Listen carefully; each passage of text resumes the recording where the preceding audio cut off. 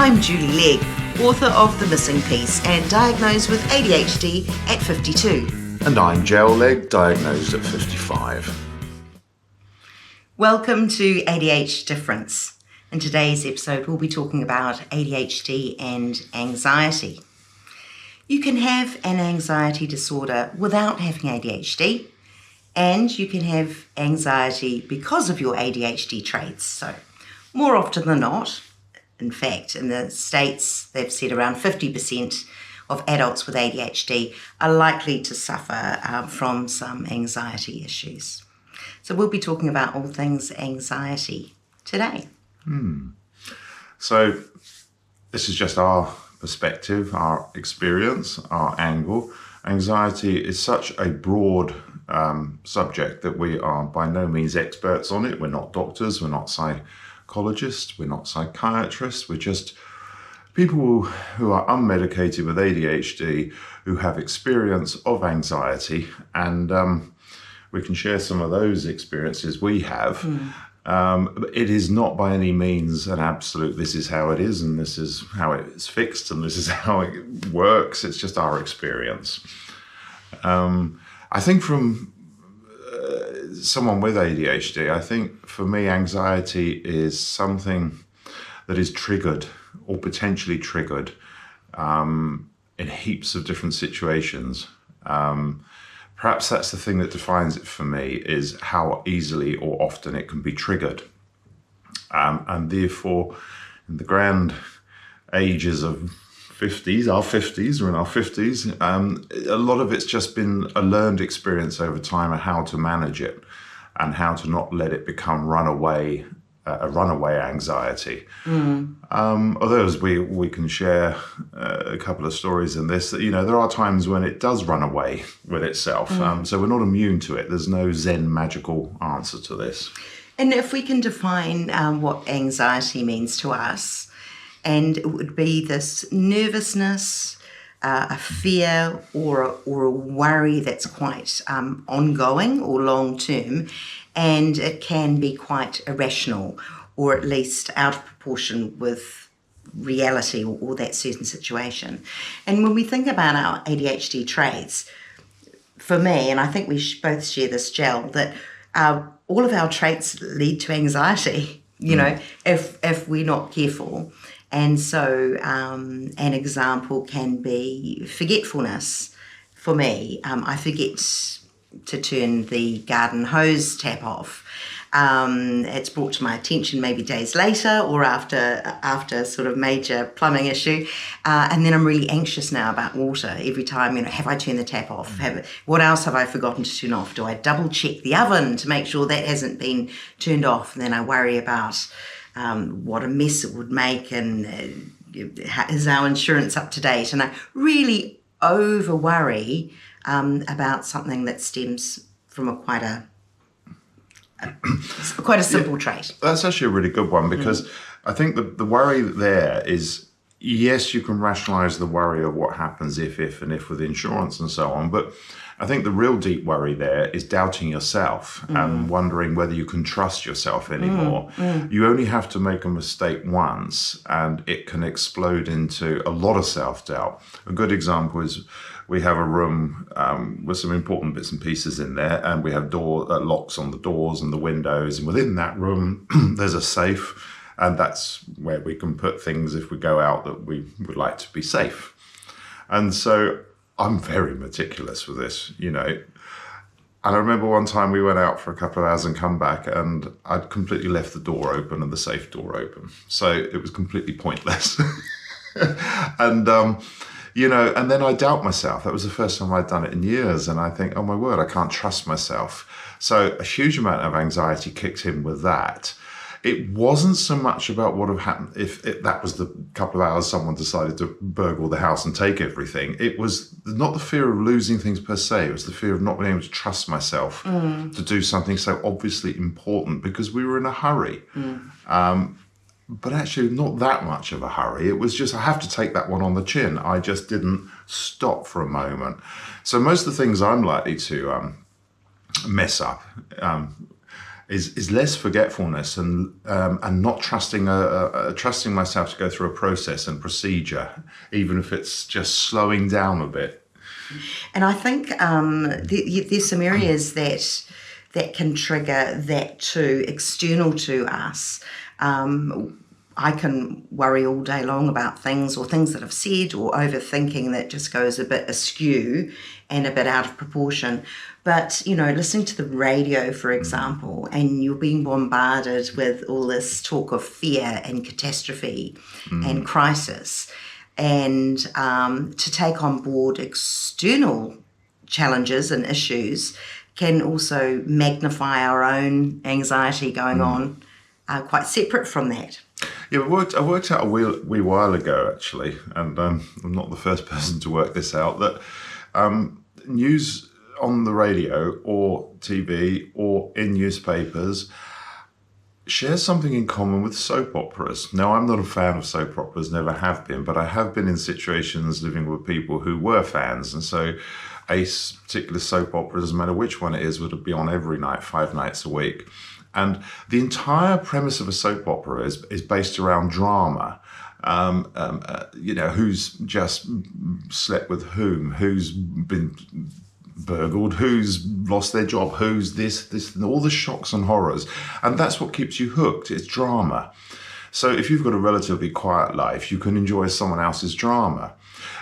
Julie's right. We started to notice every news bulletin will start at some point, some headline, fears of job losses, fears the next pandemic will be bigger than the last and we won't be able to do anything about it, fears for climate change, fears for, you name it. And it's a really interesting word to start because it's a very triggering word, fear. Now, I call fear of a fire starting in the house and it started. That's a real fear. Now I've got to get that little fire out before the house burns down. An irrational one for me is fear there's a spider on my shoulder. There's another story. That's a fear that I can feel. But in listening to fears of something happening to some people in a small community somewhere else, I feel sorry for them, but I can't take that fear on board.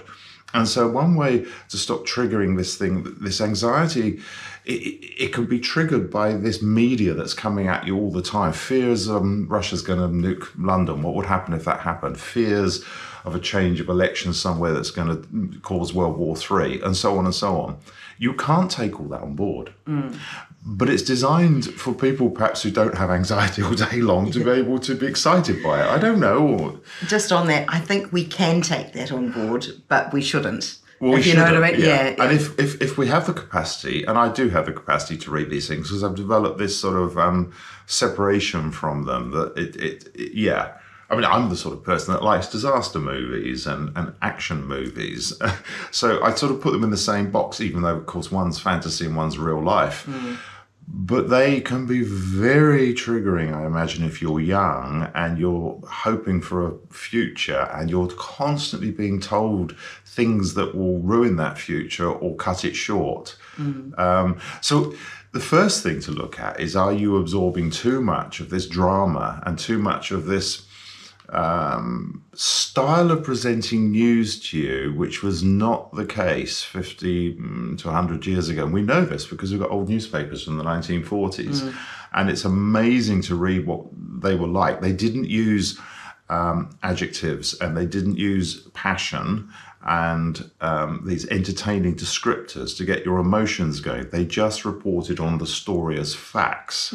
So journalism now is much like, in my opinion, much like entertainment. It's designed to elicit a response in you, and most of the time it's anxiety, I'd say. Interesting too. I know, probably going off track a little, which, hey. But we say what's around us, it's there, it's all around us. Yes. No, what I was going to say is that, ADHD couple having a conversation, the odds are we will get to the point eventually, but it'll likely be non-linear. So going back to your point with the news, I think once upon a time, the newsman with a straight face will tell you life is grim. But also they don't they didn't change their emotion. They'd talk about a wedding and some volcanic eruption with the same expression.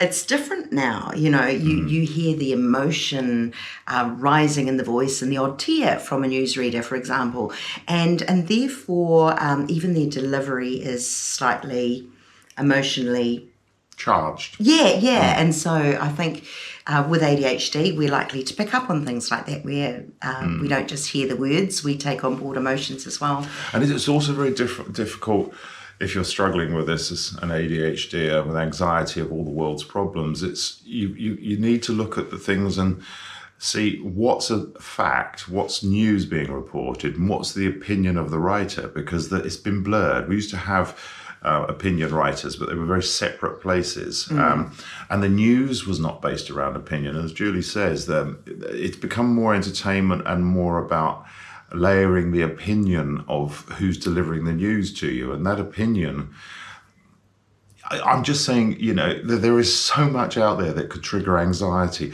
about things about which you can pretty much do nothing about. So that might be a first place to look at where you're being triggered. And that's the big world. Now, shall we bring it back to just ordinary everyday life? Because we've talked about so many things so far in this series, and pretty much everything we've ever spoken about could be a source of anxiety. Social engagement, having to go somewhere you don't want to in a social environment, dentists, doctors, waiting in a queue, impatience, all the things that define ADHD, all of which at the heart of it are not getting the dopamine hit and suffering in that space where you're doing something against what you want to do to get the dopamine hit. That, I think, is a big set of triggers for people with ADHD that will cause anxiety. Absolutely. And, boredom, for example, too. Boredom can feel like torture for us. But I think it's not just being bored, it's the anxiety that creeps in because of the boredom. You know what I mean? So it's almost like all roads lead to anxiety, potentially. Now, as I said before, 50% of adults with ADHD will experience anxiety as well. So there may be some going, no, I don't get anxious. Yes, I'm late, but other than troubling for a short period of time, it doesn't create any issues for me. And I wanted to talk about how with misdiagnosis, we were both diagnosed as adults, and throughout our lifetime, I know I certainly was offered depression medication. I wasn't misdiagnosed, it was just quite freely offered to me, and I said, no, I'm not depressed at all. I'm just having a rough time in a certain situation. So people may be diagnosed with anxiety separately, because you can have it separately, but the ADHD side may not have been picked up. So anxiety medication may assist, but it may not really affect the ADHD side of things if it had been missed. In saying that, I understand if you are medicated for ADHD with a stimulant prescription, that can have an impact on your anxiety too. It could lessen aspects, but it could increase aspects. So I think if you think you might be prone to anxiety and you are on stimulant medication, do check in with your doctor and or psychiatrist just to make sure that you're on the right meds, because it should improve matters, not make things worse. But it is really tricky. And some, as I said before, there's anxiety is separate, and then there's ADHD anxiety. There's a bit of blur between the two, and it's not necessarily up for us to work that out. That's where the professionals can come in. So hence a diagnosis with a psychiatrist or a psychologist can help identify if they're two separate things or not. Because you could, I can think of a medical situation I had which led to a lot of anxiety, and it was pre-diagnosis, and it may have, post-diagnosis, if that had happened, I might have had a slightly different relationship to it. So I found myself it was a common medical condition which is not unusual or weird, and I couldn't swallow, and I lost lots of weight over weeks and weeks, and it was just a simple thing which was easy to fix with gastric reflux tablets. But I was walking into emergency ER rooms and I was being told you're suffering from anxiety. So I think this is all in your head. You need to go home. And that just made it worse and worse and worse. And with an ADHD mind, I needed to get this fixed. I was losing lots of weight. I wasn't eating. It was just, there was something wrong. And so the mind just goes somewhere. This is the end. This is so serious. We need to fix it now. Or do I have to start giving up on a future? And in the end, something we haven't mentioned. For us both, what causes anxiety is not knowing. We need to know. It doesn't matter if it's good news, bad news. We're impatient and we have to know. So even if it's bad news, tell us now, rip the plaster off. Now we can deal with it. We've got what we need to move forward. But I couldn't get to the bottom of this. And so the anxiety was going through the roof. And eventually it got diagnosed by a clever doctor, and that's fantastic. And the second it got diagnosed, the anxiety started to go down, and I knew what I was dealing with, and it was brilliant. It took a long time for the anxiety. Anxiety could still have weird triggers afterwards. Now, this one might affect you. Sometimes you can have triggers that are real. They are caused by something real, and that was a real medical condition causing an anxiety. It wasn't in my head. But it was being amplified, I think, because I had ADHD.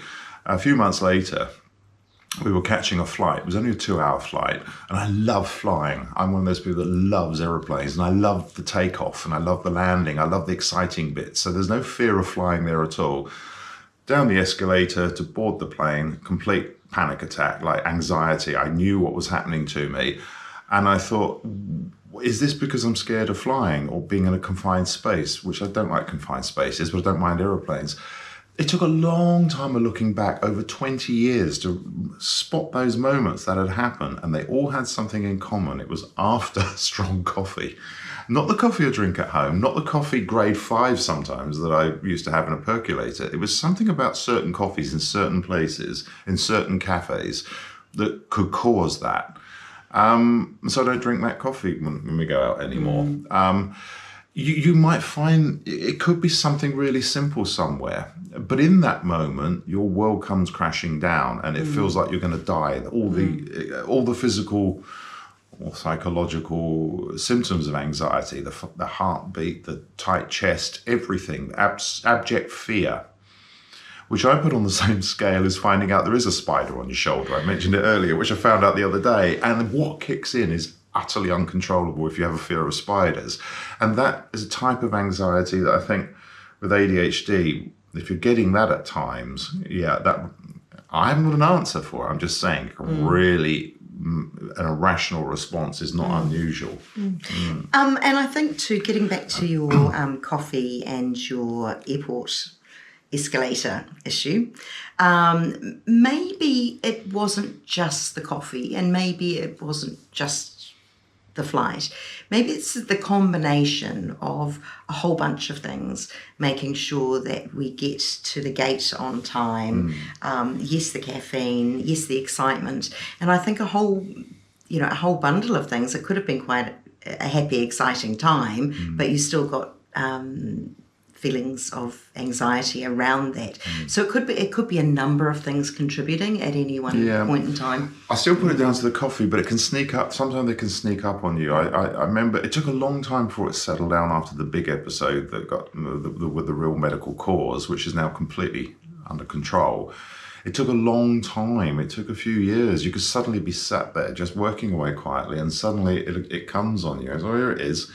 And I learned to separate it from me, thinking it's something else, and it'll come and it'll pass, And I do the breathing exercises, or just try to think of something else, and it goes.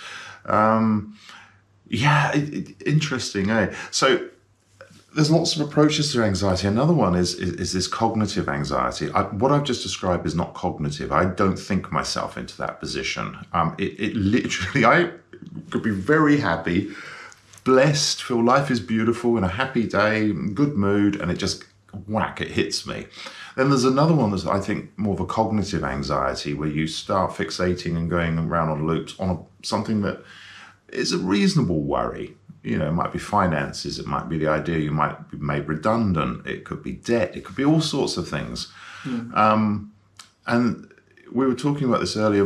One of the ways to deal with that is actually to go and talk to someone, and it doesn't always have to be a counsellor. Sometimes it can just be someone who's got some wisdom. And my experience has always been try and have someone in your life, if you're lucky enough, that's 20 or 30 years older than you that you can talk to. I've never really found it much use talking to people my own age, when I was younger especially, because we're likely to all be in the mess together.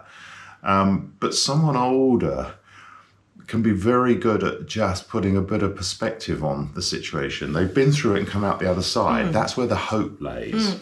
And perspective and just fresh ears too. So if they're hearing your problem for the first time, they might be able to put it into perspective. Is it really as bad as you're saying? And there are things within our control and beyond our control, and what can we do about it? And sometimes this second person, just to bounce off some ideas, is really very helpful, because when we talk about our overthinking, and we're really good at thinking in loops, it almost stuck in loops. And we almost need a break out of that loop, otherwise it can just keep on going. And another way of dealing, if you're not fortunate enough to have older people in your life, and in our case the number, because of our age, is shrinking. People who are 30 years older than us, there's not too many, as many as there used to be. If you're in your 20s, you'll have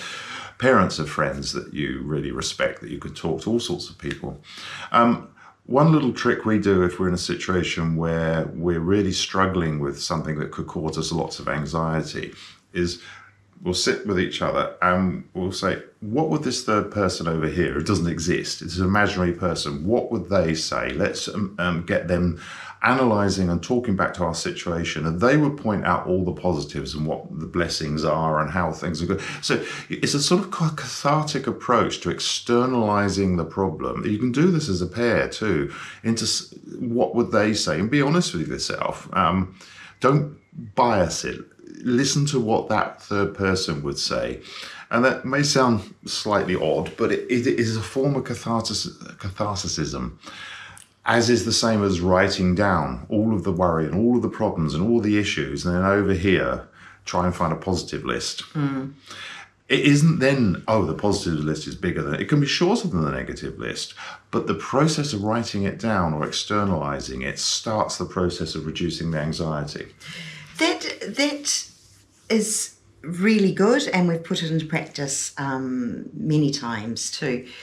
What is really difficult is in the moment anxiety, when you don't have a chance to be rational. And to be honest, I don't know, I don't have an answer for it, because I still experience it. So there's different types of anxiety. There's generalized anxiety disorder known as GAD, G-A-D. There's a panic disorder, and then there's this social anxiety as well. And I think for me, I often get caught in this social anxiety, and it surprises me all the time, because I'm a really social person. I enjoy talking to people. I enjoy getting out there and seeing different things, but it can, as you said, it just whacks you. Another approach I take is some people live in the past all the time, and some people live in the future all the time. And we all have to live in those two spaces to some degree. That's what defines us. But we've said this before with this thing called mindfulness. Is a great antidote, I think, to anxiety is just to stop for a second and live in the present. And in the present, look around you, and as you start to appreciate, actually, it is a beautiful day, the sun is shining, it is warm, the birds are singing, I can hear the wind rustling in the trees, or as I go for a walk, I can see other people going about their daily business, and they're smiling and say hello. All these things, they're a great antidote to anxiety, because clearly there's all sorts of anxiety that can come from the past, living in, we've talked about lots about things we should have said and done, the mistakes we made, all the results of ADHD, or not sometimes. And then the future is full of fear and the unknown, and we are people that have to know. We just don't like the unknowns. We like the excitement of something new and just not planning out. We don't plan meticulously, we're not like that. But you see, the same thing can can have two results, can't it? We like the idea of hitting the road and being homeless and being in a van for months and just until we perhaps hopefully find another house. We're excited by that. Some people that would be a nightmare. We're excited by it. But not knowing when we're going to be able to sell the house, not planning, that is just really causing a lot of anxiety because we're stopped from that leap forward into the great unknown.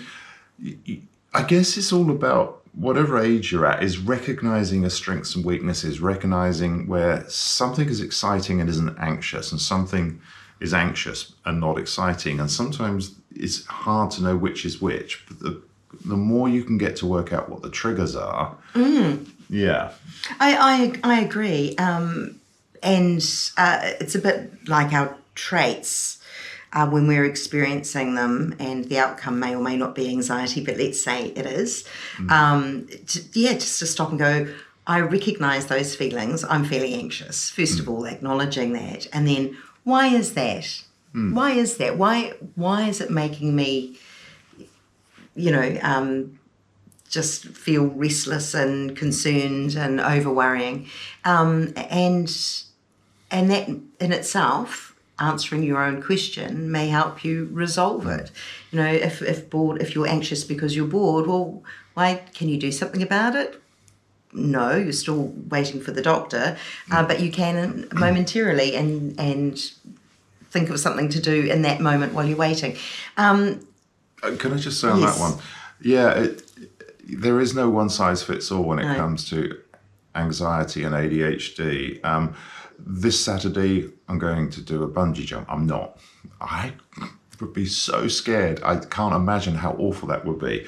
But if you're into bungee jumping, this Saturday, I'm doing a bungee jump. So one is anxiety and fear, and I wish I hadn't said I'll do this. And the other one is sheer excitement and dopamine hit that you can't wait. I wish Saturday had come round. They're both the same event. It's how you relate to them. Yeah, definitely. And that's an extreme obvious one, but the same thing can happen to this Saturday. I've got to go to a barbecue with my friends or my parents, or Monday I've got a work appraisal. All these things is you finding out about yourself and working out how you relate to them is a really good start to recognizing which one is interesting and exciting and which one's a cause of anxiety.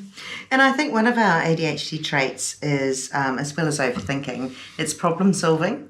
And part of those things is that we're very observant and aware, and we pick out detail and we pick out this, and we almost put together this puzzle.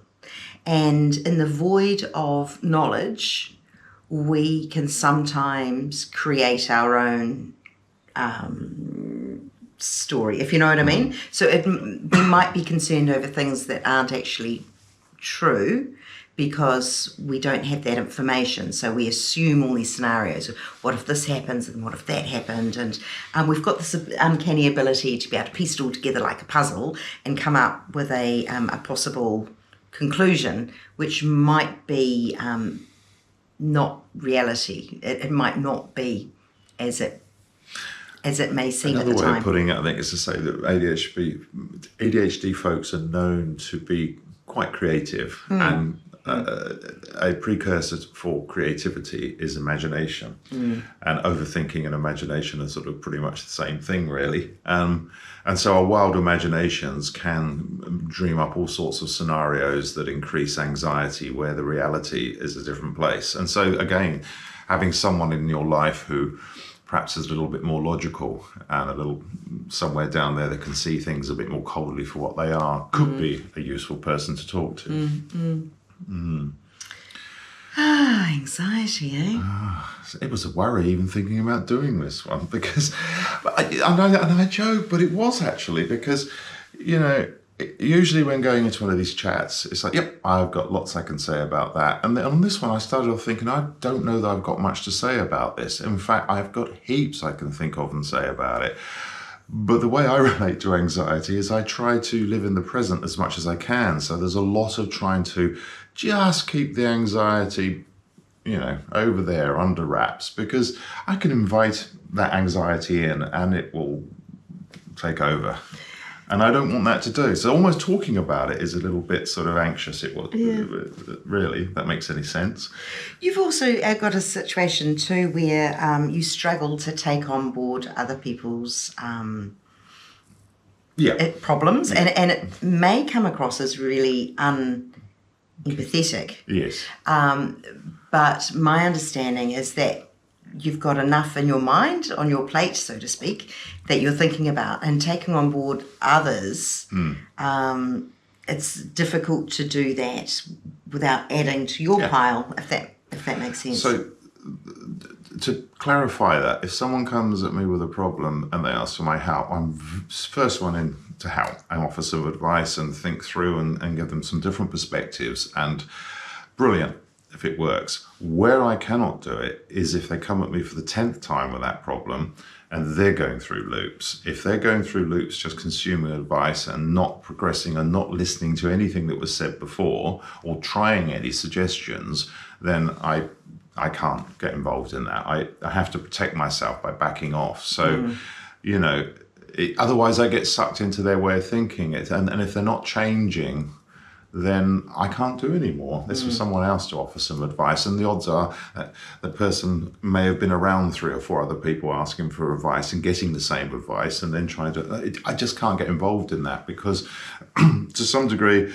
yes, not empathetic, but there is another thing where I can very much feel other people's pain. If someone, I think I've mentioned this before, if someone describes me, then I fell off the ladder and I broke my, don't tell me anymore because I can feel it. I can empathise to that feeling.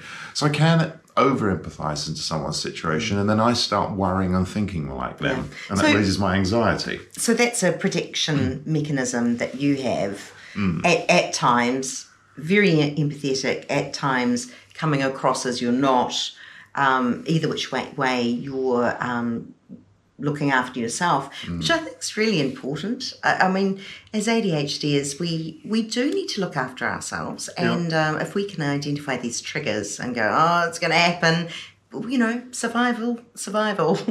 Look after yourself first. And as we get older, we run out of people that are going to look after us. We know that seriously. I mean, again, you maybe listen to this in your 50s and just think about it. As you get older, you are more and more responsible for yourself. It's not fair to ask your adult children to be the ones looking out for you. It's fine they look out for you on a certain level, but they're not going... You didn't create them in order to be your carers the rest of your life. You do have to try to find a way of... But, you are then blessed, on the other hand, with a lifetime of experience. And from that, hopefully, should come some wisdom at later stage life. Is it easy? No, it's not easy. Is it doable? Yes, on some levels it is doable. Do we have magic answers? No, but these are just tips that have worked for us, and we still live by these suggestions we've made and will continue to. So to sum it up, really, again, there's anxiety, doesn't have to be involved with ADHD.